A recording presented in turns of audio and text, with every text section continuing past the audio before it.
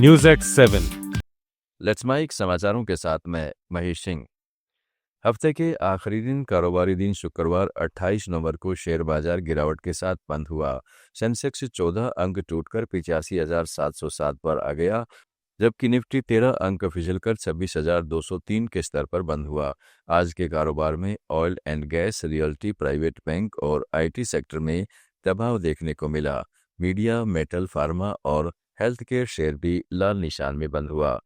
एक दिन पहले बाजार ने 14 महीने के बाद ऑल टाइम हाई छुआ था। निफ्टी ने 26,310 और सेंसेक्स ने 86,055 का स्तर हासिल किया था। एशियाई बाजारों में भी गिरावट रही। कोरिया का कॉस्पी 1% से ज्यादा लुढ़का। जापान का निक्केई और हांगकांग का हैंगसेंग भी नुकसान में रहे।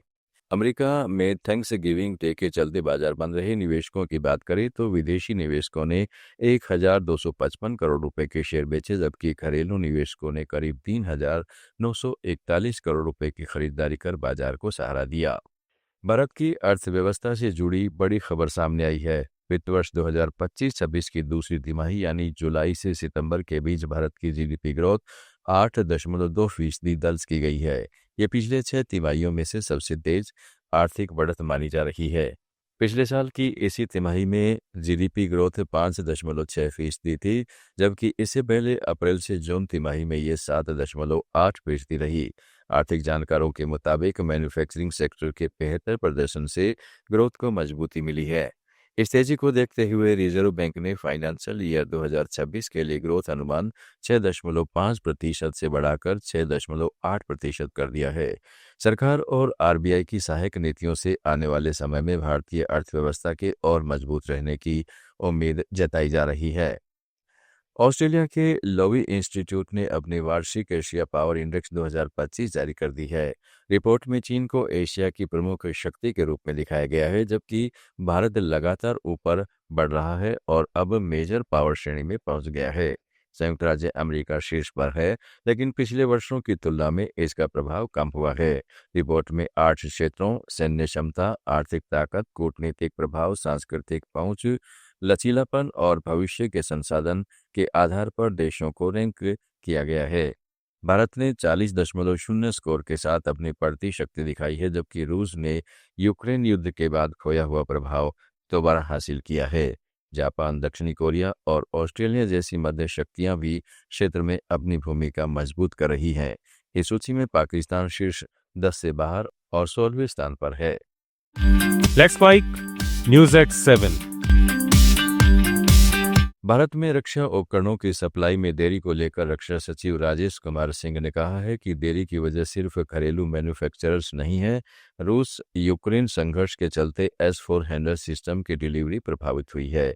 वहीं इजरायल को दिए जाने वाले रक्षा ऑर्डर भी वहां चल रहे संघर्ष की वजह से अटके हैं। इसके अलावा जनरल इलेक्ट्रिक इंजन से जुड़े सप्लाई चेन संकट भी सामने आए हैं। It's getting delayed because of the conflicts. Israel orders also, many of them are delayed because of the conflicts that they are facing. There are supply chain issues which have affected them in the context of the General Electric engines that they've been having to wait for. So yes, all of it is not solely attributable to our indigenous manufacturers, but yes, I mean there is a tendency to overpromise and underdeliver, and we will need to start cracking down much more, apply LD clauses much more, and in the current round of emergency purchases that we are doing, we've actually taken a very tough stand that any case where delivery is not done within 1 year will all be foreclosed, and I intend to sort of under 19 Asia cup के लिए भारतीय team का ऐलान कर दिया गया है। शुक्रवार को टीम की कमान आयुष महात्रे को सौंपी गई है, जबकि विहान मल्होत्रा को उप कप्तान बनाया गया है। भारतीय टीम अपना पहला मुकाबला 12 दिसंबर को क्वालिफायर 1 से खेलेगी। वहीं 14 दिसंबर को हाई वोल्टेज मुकाबले में भारत की टक्कर पाकिस्तान से होगी। टूर्नामेंट का फाइनल 21 दिसंबर को खेला जाएगा। अंडर 19 टीम में वैभव सूर्यवंशी, वेदांत त्रिवेदी, अभिज्ञान कुंदू, हरवंश सिंह समेत कई युवा और प्रतिभाशाली खिलाड़ी शामिल किए गए हैं। 36 साल पुराने इस टूर्नामेंट में भारत का दबदबा रहा है। अब तक हुए 12 संस्करणों में भारत ने 7 बार खिताब जीता है, जबकि एक बार पाकिस्तान के साथ ट्रॉफी साझा की है। आप सुन रहे थे